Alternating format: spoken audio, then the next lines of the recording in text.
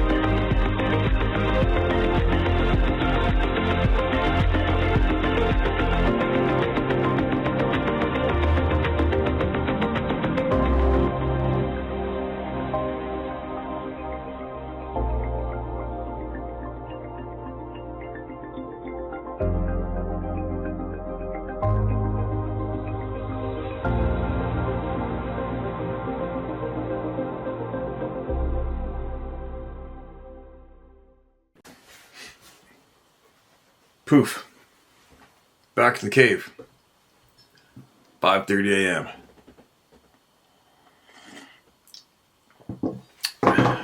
5:30 a.m. Normally up at 4 o'clock, so once you wake up, you're not going to sleep again. Now, lots going on. Got to take the dog in this morning to get her, make sure she doesn't go have puppies with some strange neighbor dog. And then what else after that? I think I got to go to the doctor for something. Nothing too serious. And carry on. Now, here we go. We get to hear from the late great Bobby Short again. Man, she did a lot of this by writing letters. Isn't that crazy, the amount of work she did and looking into this truth and sharing it with the planet? Isn't that incredible? Like, what a pile of work. What a pile of time. It would have been great to have been able to sit down one-on-one with Bobby, wouldn't it? Now, here's where we left off. Fort Drum, the 10th Mountain Army Division, New York. Fort Drum is located on more than 107,000 acres in the picturesque Thousand Island region of New York, northern New York State, considered one of the most beautiful regions in the United States. The base at Fort Drum supports readiness and mission execution for combat-ready forces. I didn't know anything about the region or Fort Drum until August of 2005, when an email I read in part. Quote, I'm a civilian worker at the Fort Drum facility in New York. No name, please. I am reporting Bigfoot living at this place. I heard secondhand from a group of Army personnel, soldiers here on the base, headed out on a run towards Wheeler Airfield, north end of the base. They were jogging toward the Black River when they told me they encountered a large monstrosity that was a head and shoulders above the tallest guy on the run. That guy had to look up at the monstrosity, and he told us it towered over them like a balloon in the Macy's Day Parade. It's hard to believe it was a real thing, but it crossed Fort Drum Road in 2 steps and went into the trees like those guys weren't even there. I don't know what happened after that. This was Jefferson County, New York. 2 years ago, I was privy to a conversation between a non-com being dressed down and an officer. What I heard was, "Look, son, it didn't happen. Are we clear?" Later that same day, I inquired of the kid in the office what he did to get yelled at. He said he saw a booger like they had back home in Alabama. Okay, we read this yesterday, right? A little early in the morning. Confused, the kid said with some bit of alarm in his voice, "I know what I saw, but I was told I didn't see it." Yeah, we read it. Sorry, but oh well. In brief, post at the ATS Members Board in May of 2005 was this abbreviated and second-hand message concerning a run-in with Bigfoot at Fort Drum Land.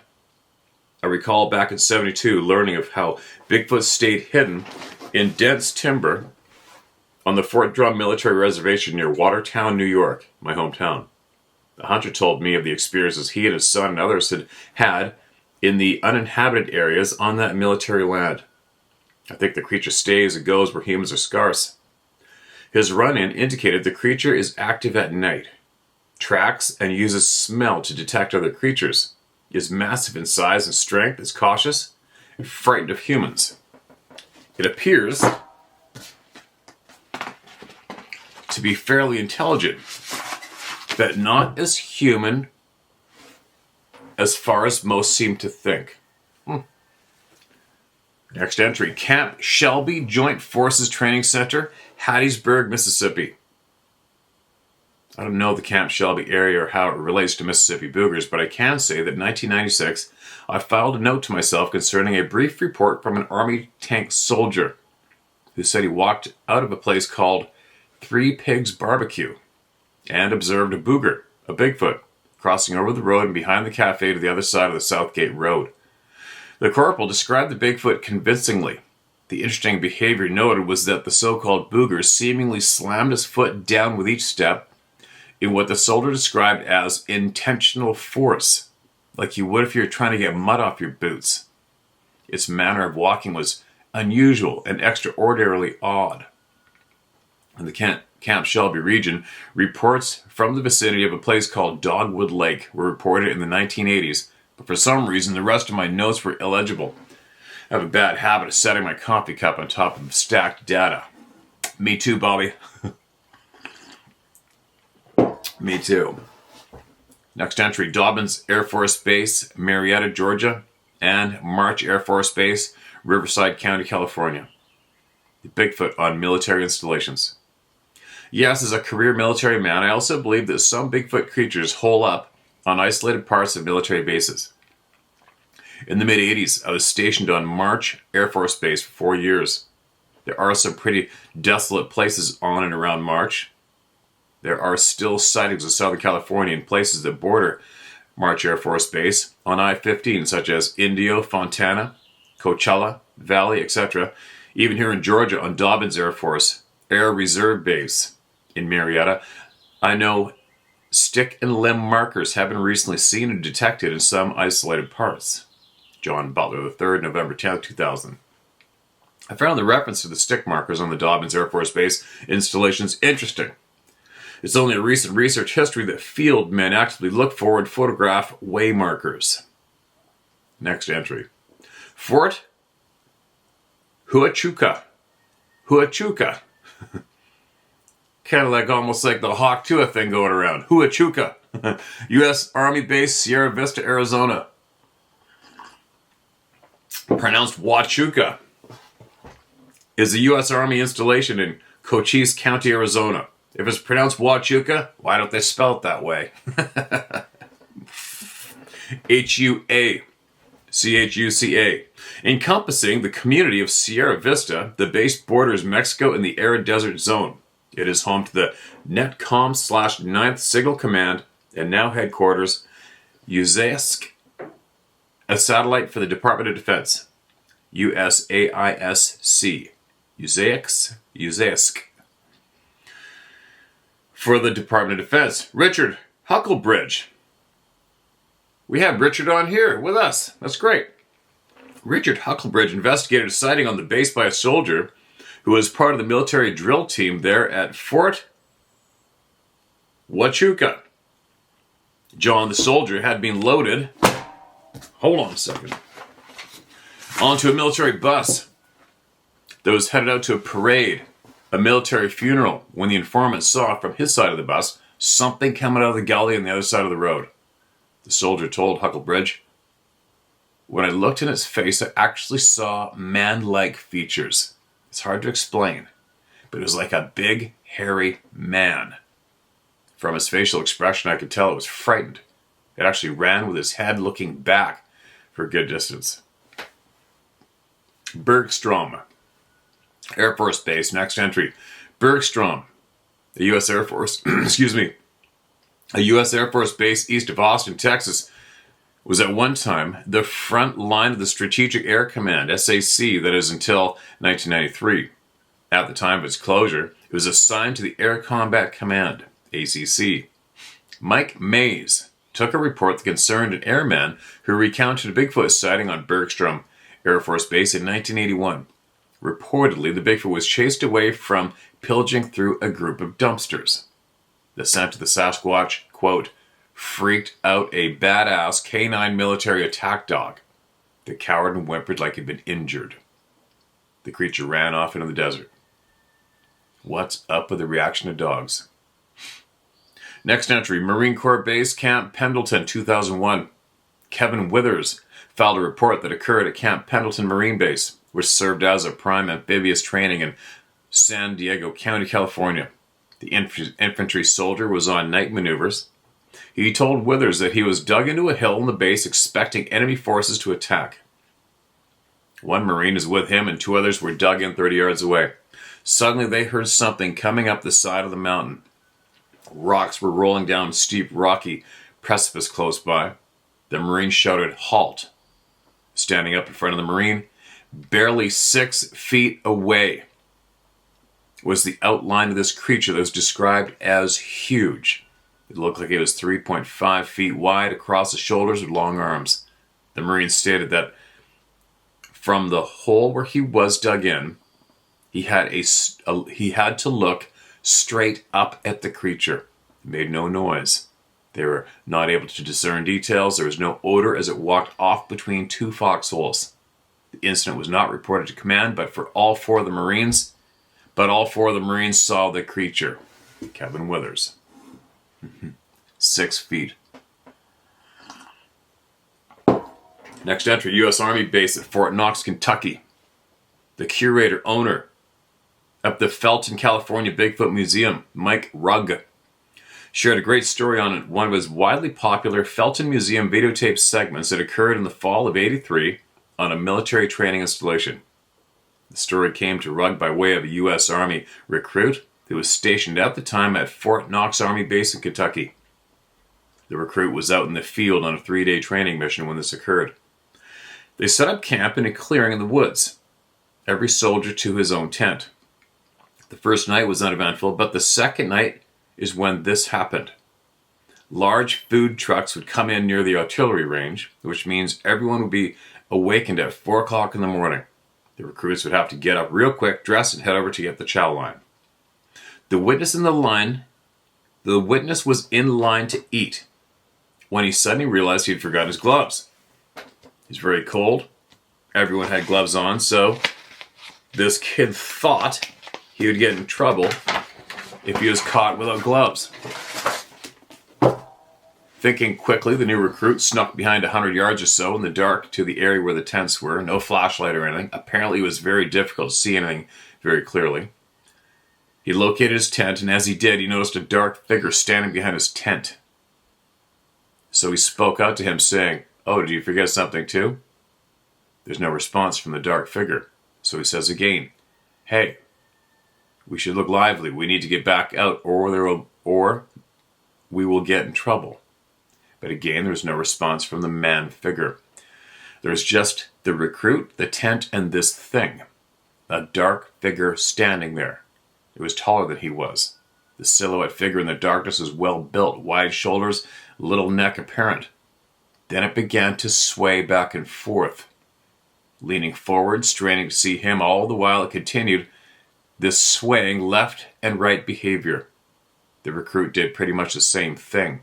He leaned forward and strained to make out the distinguishing features of this dark human figure who wouldn't respond to his words. At that same moment, the young recruit felt something wasn't normal. It was weird. And here he was with no weapon. He had an M16, but they weren't issued bullets for it. Startled, he starts to back up a little bit to reassess the situation. And just then, one of the food trucks starts to back up, and as it does, its headlights flash for just a second, but enough to give this recruit a very brief glimpse of the dark figure standing behind his tent. It was then he could see it was covered in hair.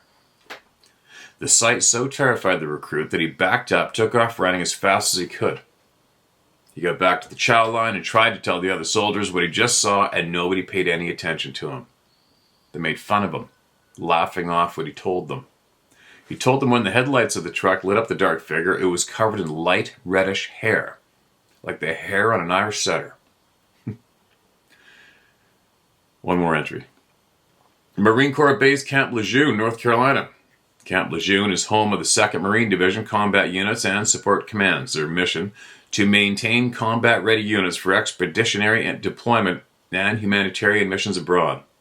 The base is massive, encompassing 156,000 acres, including 11 miles of beaches, capable of supporting amphibious operations, gun positions, 48 tactical landing zones, 3 state-of-the-art training facilities, 80 live fire ranges, as well as a sandy run training area for 40,000 Marines. Of interest are the high number of reports of indigenous wildlife that are encountered on the base and its perimeter boundaries. Camp Lejeune abuts Holly Shelter Wildlife Management Area, that in itself is an additional 65,000 acres in Pender County, North Carolina, alongside Camp Lejeune and Camp Davis. Little known about Camp Lejeune is the Angola Bay Gameland area, which creates a contiguous natural tract for indigenous wildlife, large and small, totaling 87,000 acres, where all manner of wildlife live totally undisturbed. Much of Holly Shelter is remote and inaccessible, so inaccessible that an Army observation plane from Camp Davis, which crashed in the area in 1943, was not discovered until 1978.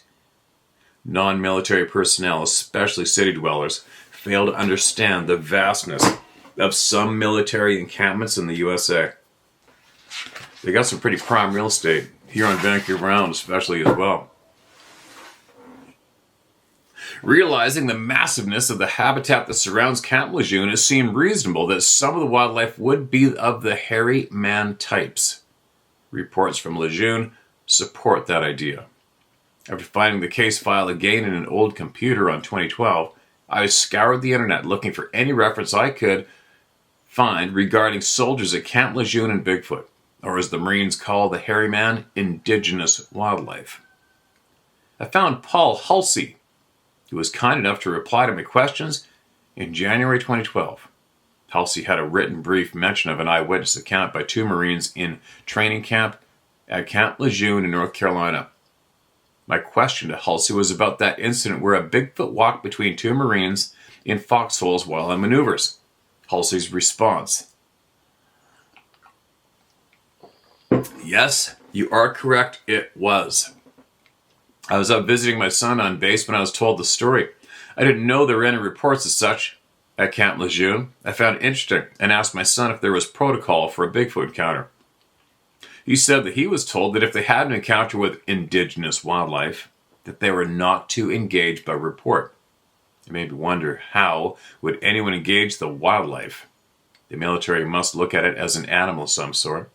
I then found out that there were several reports, but not available to the public eye, which makes you kind of wonder what else they're not telling us about. I didn't get to interview anyone,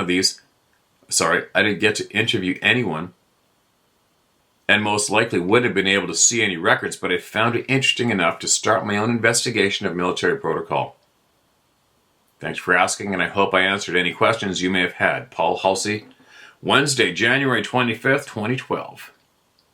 It makes sense to me that if we were finding tracks of an unclassified living being, the government ought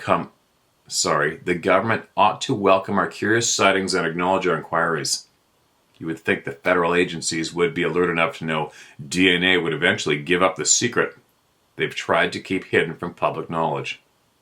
The fact that government agencies work hard to discredit serious research and otherwise act like we are all laughable signals me that the Bigfoot life forms are not simply an animal, as so many want us to believe, but a separate life form the government refuses to acknowledge. The question is why. I don't have the answers to that, but the reports continue to surface. After Halsey's brief narrative, out of the blue, I received a brief note from a resident of Hubert, North Carolina, a little town that abuts Camp Lejeune. The email note was brief, simply asking for anonymity because of his proximity to Marine base, and stated in the interest of research that sightings of Bigfoot on and near the base are, quote, commonplace, no big deal, ma'am, you get used to it around here. It don't even make the papers no more. There you go. So, whoever it is, the main group pulling the strings, they don't want us to acknowledge it, right? They don't want us to publicly acknowledge it. And at the same time, are they responsible for manipulating human minds into being able to pucker up instantly when this subject comes out verbally in groups? Right? How the hell do they pull that off? Like I was talking about that yesterday. It's still on my mind. My bewilderment at how a grown adult, successful grown adult today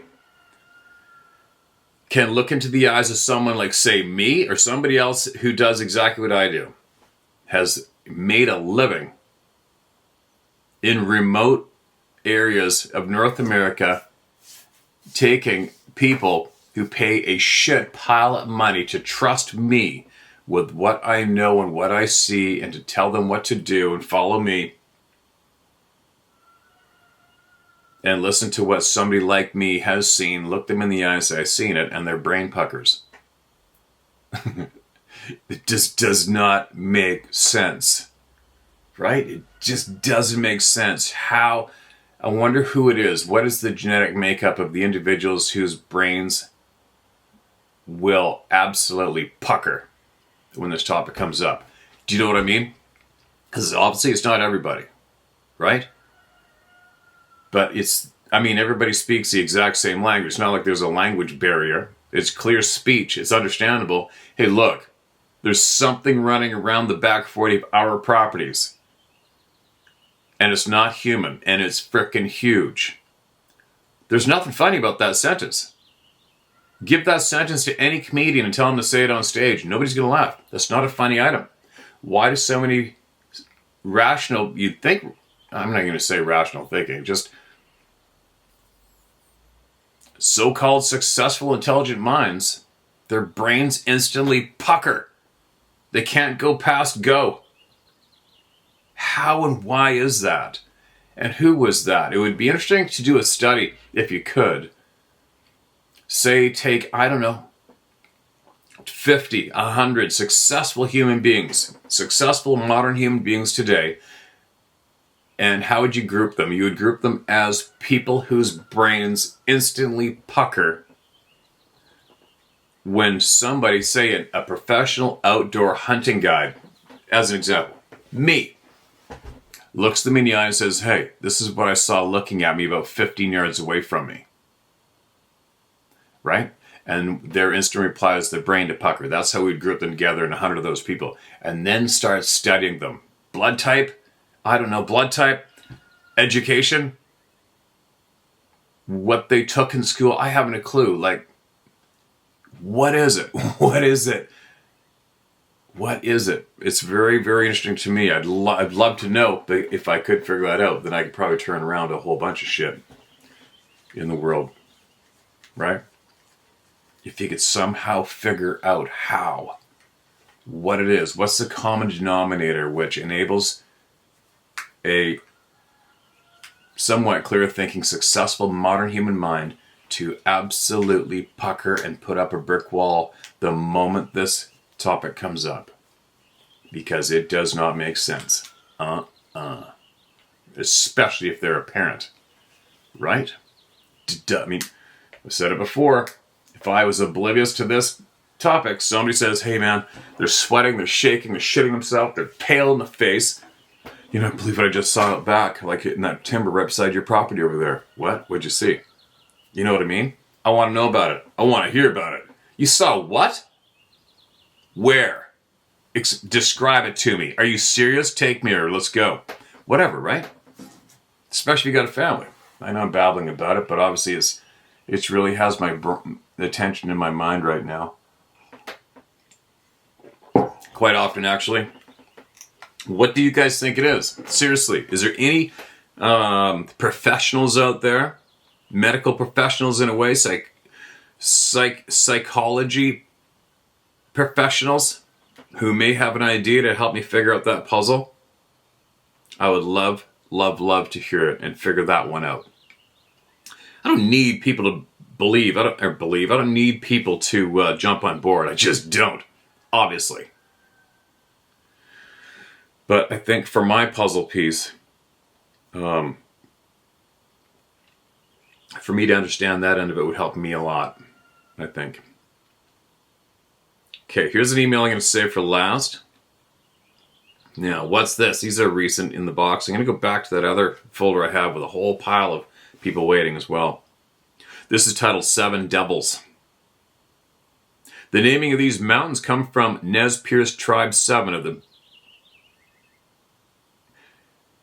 The naming of these mountains come from Nez Perce Tribe. 7 of the beasts were taking and eating their people.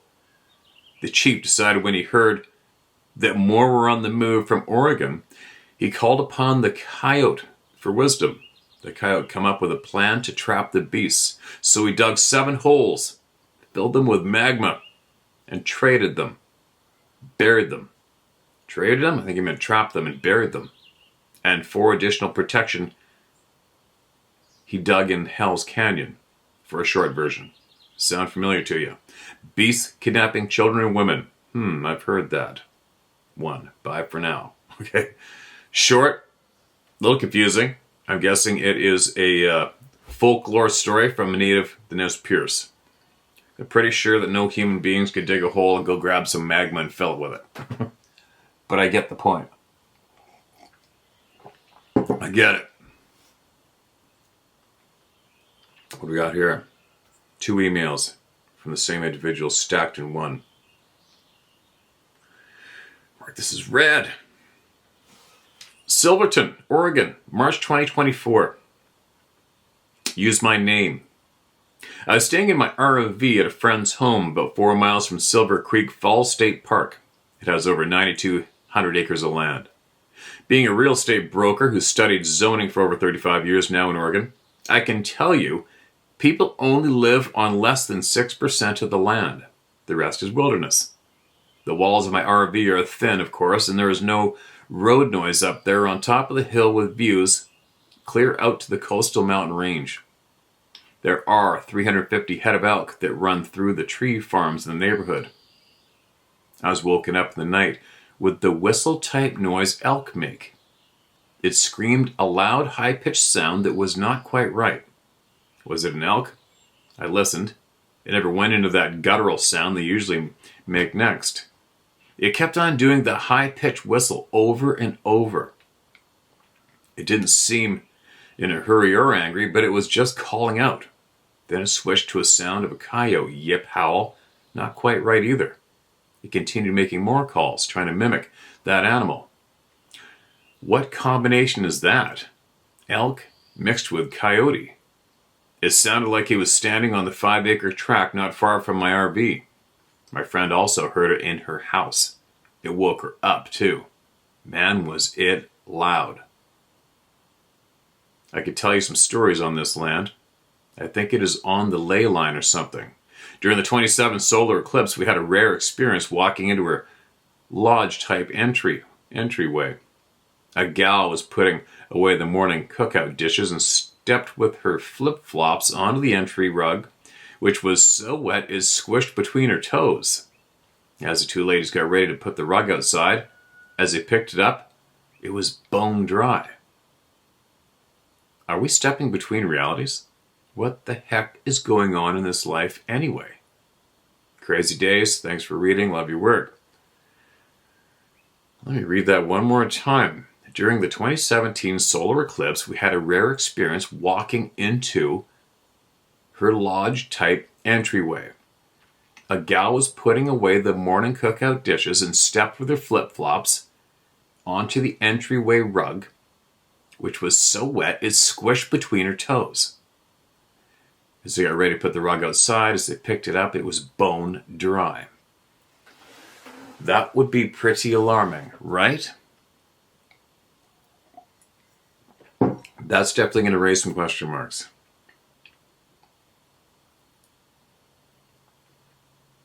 And she has another email attached. One was sent. All right, who cares what? This is titled Less Than 100 Miles to Skinwalker Ranch. I actually heard that there's a lot of shit going on at all the surrounding ranches there. It wasn't just that one. Isn't just that one. You can say my name, Kay Schwab. A red-blooded free American woman today. Right on, Kay. Welcome to the club. Welcome aboard. It was around 1974. I was 12 years old when my girlfriend and I enjoyed a beautiful sunny snow-covered day in the base of the Uinta Wasatch Mountains around the 7,000 foot level. Not a neighbor to be seen in my friend's, grandfather's homestead. He let us take his 2 snowmobiles unassisted. We go to ride in the quiet valley of vast wilderness snow. I just love the sparkly diamond-like reflections off the virgin untouchable snow. We drove our separate ways off into the fields. As I wandered off alone, I started to see dog tracks, so I followed them up, down and around. Then suddenly, they just disappeared. Went nowhere. Just vanished in the middle of the meadow. I rushed back to get my friend. I wanted to show her and ask her, how can this be? She answered nonchalantly, oh yeah, my grandpa calls them devil dogs. And she drove off, like it was no big deal. Super weird to me. This memory I'll never forget. This area is not far from, the missing 401 cases, as I learned years later. Just another trippy day in Utah. Thanks for reading so many memories, Kay. Utah's got a lot of shit going on, doesn't it? I mean, a lot of places do, but Utah has really got a lot. I wonder why. Geographically, I wonder why. If that has something to do with it. Man, the squishy, wet carpet. What's up with that? Anybody witnessed something like that before? I wonder. Who's next? All right, and I'm back into the folder of a lot of people waiting. This is titled Ending of a Long Story. I have to get back soon because I'm a full-time caregiver. And all of a sudden I'd been swung over one of their shoulders and I was disoriented at about 12 years old. So I asked myself, with the blood running to my head, if a bear had me because I was so high off the ground.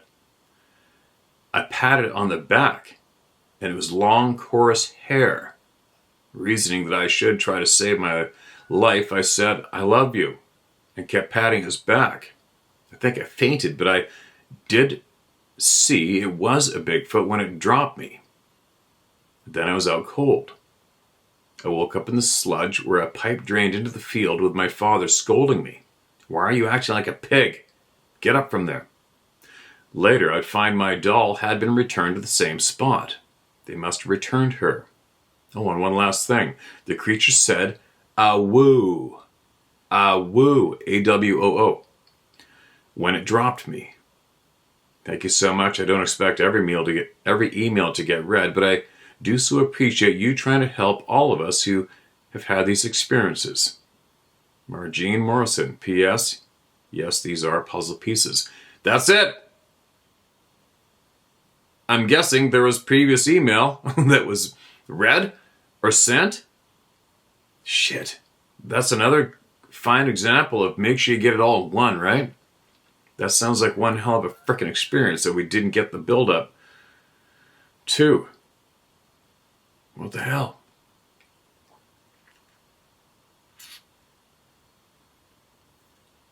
Okay, here we go. What's this one? Margene, if you're still here, and I missed your previous email, I must have, or even if you sent it again if you could. Or hopefully I'll remember to do a little search. This next email is titled, "You Showed a Picture That Stunned Me." Hi Steve, hope all is well with you. I sent you an email about an encounter I had in Canada. If you missed it, search my email and have a look. Or not. I know you're busy. I recently discovered you and have been checking out your content. I never intended to share this because I was never totally convinced I found a print of one of these things. But then I heard an email from a former cop in Indiana. He shared a story and showed a print. I was stunned. I'd never seen a print similar to mine until I saw his picture. At the end, he shared the location. Charles C. Deem Wilderness in southern Indiana. My jaw hit the floor. Same exact place as my print. I attached both prints. The one on the glass is mine. The other is the gentleman's. In my eye, it looks like mine is a juvenile, and his an adult of the same species. Feel free to share. So anyway, this is the story. Camping out in Deem Wilderness, D-E-A-M, Wilderness, with about 4 guys, all childhood friends, drinking beer and having a great time. My friend Nick rode with me, which comes into play. Nothing weird happened at all. We hung out all night, swapping stories and just loving life.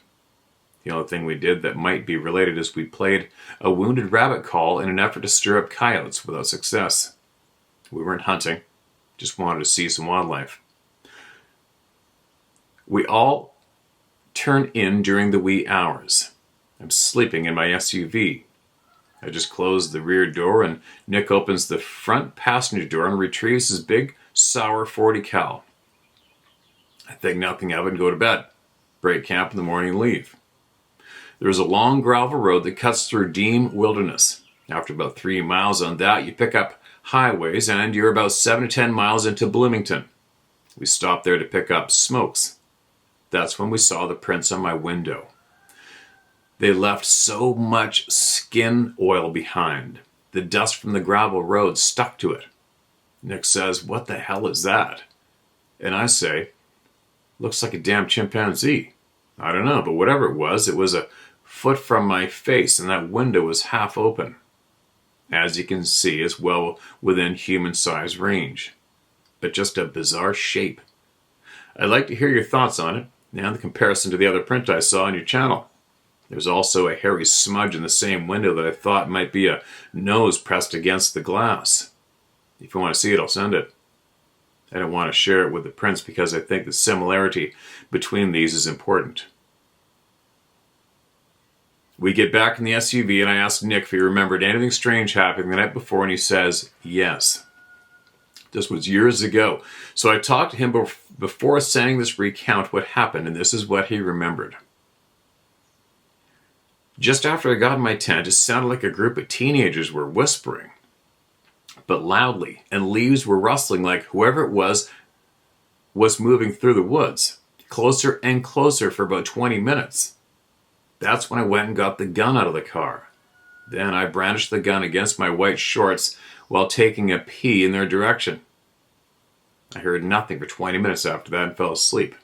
Could not understand what they were saying. So that's it, Steve. For what it's worth, Nick does not believe what he heard were teenagers. I asked him directly what he thought, and his quote was, 2 juvenile apes taking a look at us, and came into camp after we fell asleep and left a print on the window. Have a great day, Steve. Any questions, holler at me. All right. There's the print on the window.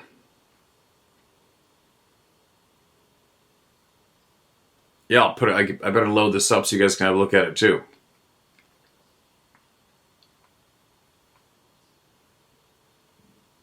Odd print. Do I know what that is? Haven't a clue. But the greasy aspect, there's a familiar print. Yeah, it's the one the police officer sent in. It's an odd print too, isn't it? Unless it, you know what, I think that might be a print. The snow one looks like a print with maybe a, well, I don't know. I can't say that either. If a deer print or an elk print is on the front left corner on top of it, I don't know. But anyway, pretty odd. I wonder who has done the study on that greasy substance. I wonder if anybody has. Now, interesting. Appreciate you sending that in, man. Keep sending them in. Endless. Now, I gotta get ripping. I don't know how long I've sat here, but I know I gotta get going because we have to go to the vet, and it's a ways away from here. Now, so the Sasquatch, Bigfoot, Saw-Bay people themed emails are done, alright? If you have no interest in any other topic.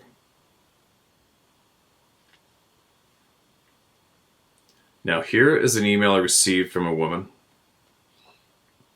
Listen to this. Take for what you will, leave it. She deserves to be heard. This is titled, From a Highly Trained RN-A Personal Testimony About Vaccines and About the CVID Jab. Yeah, I'm going to share it, whether you like it or not. Hi, Steve. Excuse me, I have 5 kids. All got their small handful of vaccines when young, no problems. When my youngest, a daughter, was 17, 2009, her pediatrician suggested Gardasil. It is supposed to protect against cervical cancer. Within 2 months, my daughter, who rarely even got the common cold, was misdiagnosed with meningitis, then multiple sclerosis. The only reason her pediatrician even got this far was because I insisted on an MRI, which showed hundreds of lesions of demyelination in her brain. Demyelination. Demyelination in her brain. But I also knew that multiple sclerosis didn't present with nausea, vomiting, and profound confusion. My previously healthy daughter had lost her ability to speak, walk, dress herself, or pour a bowl of cereal. By her 5th hospitalization, I'd already done the research and was sure of what she had. Acute, disseminated encephalomyelitis, or ADEM. It is rare, 1 in 200,000. Imagine the surprised look on the faces of the team of doctors who marched in her ER room to tell me what they thought she had, and before they could speak, I, a lowly RN, proclaimed she has ADEM. Stunned silence and then nods of agreement.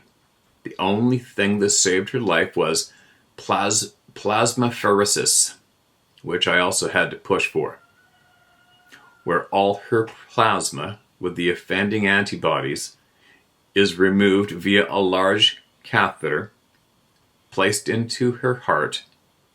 The plasma is discarded and new clean donor plasma is infused. And there's a photo of her daughter in the hospital, in her hospital bed. Her medical bill was $500,000. Thank God I had just added her to my new medical insurance at work. As a single parent without a dime of child support, this was a divine intervention. Sorry for that sideline, Steve.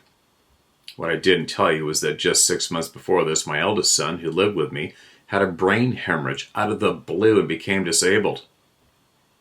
And I had emergency abdominal surgery just a month after my daughter's last treatment. Oh, and my house went into foreclosure all in 12 months. Whew, what a year. I could relate the many miracles of God watching over us, but I'm sure you can imagine. And I did a lot of research on the C-19 vaccine, and it had red flags from the beginning. No, I never got it, but I was already retired by the time the pandemic hit. It is breathtaking at how much we have been lied to. Here are 3 posters I've been able to drop on Twitter, now that Musk is owner and we're not censored. The first one shows that over 7,000 people dropped dead within 72 hours of getting the jab. I've posted this probably 100 times, and it has never been challenged. Do you know where I got the data? The CDC. There you go. She got the data from the CDC, and it shows that over 7,000 people dropped dead within 72 hours of getting a jab. And that's the end of the email. And I have those, and I copied and saved those posters. I don't know if you made them. But anyway, now what should I do with this? How should I share these, I mean? So far, I think when I share it to the community page, it's fairly safe, and I haven't got the channel deleted or put in jail for it. So what I will do, and I'm glad that you included the all the faces and the names of the guilty. I like that. But I'll share one of these in the community page yesterday, and I'll share these other 2 to go with this video, this email. I'll share them in the community page, okay? Because in the community page, then you can click on them for the full view, and you can save them if you want to look closer. If you have interest, all right? If you don't, that's fine. And some of you may get upset we're talking about this topic, but if that's how your brain fires, you probably shouldn't be here in the first place, right? Knee jerk to get upset because we're talking about a topic you don't want to hear about. Little foolish, isn't it? But anyway, I am not a medical professional. I do not have the answers to why, but I wonder why so many thousands of human beings had different reactions to getting that needle. I wonder why. And I know personally firsthand a lot of people whose lives have been trashed because of it, without a doubt. All right, all the information's out there. The receipts are very available to anybody who cares to look into it, right? But I wonder what it is. Why did... I mean, I know other people who did receive, and so far so good. But 100% of the people I know who did are nervous as F.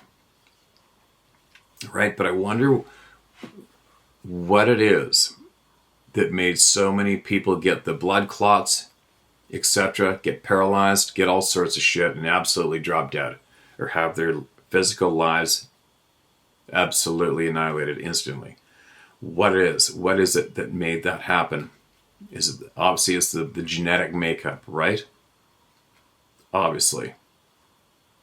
And then it goes, and then on top of that, as you're trying to put the puzzle pieces together for yourself, and then you take note that a voluntary so-called fun place called Ancestry.com or whatever, where you mail in your DNA, will tell you where you originated from. And then it's sold for $4.something billion. Huh? What's with the big interest in the DNA? What are you looking for? What are they looking for? What are they doing with it? What's so handy about that? What's going on? That's a huge red flag. Huge, right? So you have those places being sold for over $4.something billion, and also around the same time, you have who knows how many thousands of human beings having adverse reactions to receiving this global. Is it related? Sounds like it really could be. Do I know that for certain? No, but it's the red flag that gets burning on that, right? What's going on? You know what I mean? What's going on?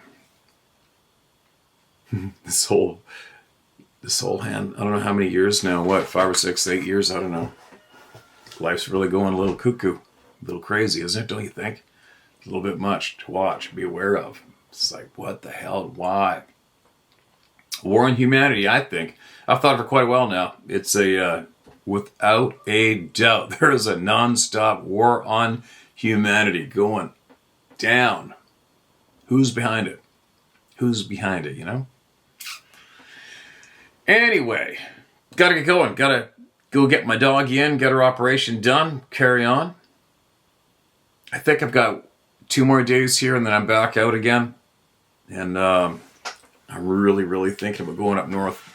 I think it's dominating my brain, getting back into hunting, going up north, going to get my elk. I'm going solo. Wonder if my axe is going to show up there. Imagine if it did. Would I be surprised? Nope. Wouldn't be surprised the slightest. Why do I keep thinking that? I don't know. But it's got to show up somewhere. I hope it shows up somewhere. Sucker cost me $200. It's a wicked axe, but what a bizarre item to go missing, right? Sarah's back at it. Came home. She was hard at it on the kitchen table. Handwriting envelopes to be delivered to everybody for their decals. Maybe they're actually meant to be called decals. You never know. But anyway, I think she got 200 more of these ones. She said people are loving these suckers, and she got 200 more. So if they're not listed in her store yet, I'm sure they will be sometime today or whatever, but they're there. She's still hammering away. Oh, and I forgot to wear the t-shirt. She found some t-shirt place somewhere and got samples made with this on it. I said, could you get the gray on a t-shirt for me? And they came back and it was like way too big. She got a black one, a white one, and a gray t-shirt with this on it. And it is absolutely huge. Way too big. And she's like, what am I going to do with these now? I'm like, whatever, I'll wear one. I'll wear it when I'm in here. I don't give a shit.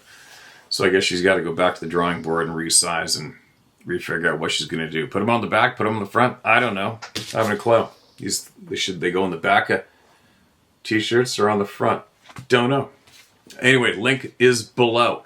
The link is below. All right? The link for this shit and the hats and her t-shirts are in the description, the video description below. That's where they are, right? And please get your knowledge in to me to share with the world, all right? Get it off your chest. Get it shared. There's a bit of a lineup left yet. Quite a bit of a lineup, but it's getting done. And I'll be back tomorrow. Without a doubt, I'll be back tomorrow. And I might even go down to the river, see what's going on down there. We haven't been down there for a while. Isn't that weird? I used to go there every day, but that was before I built this room. But I'll be back tomorrow.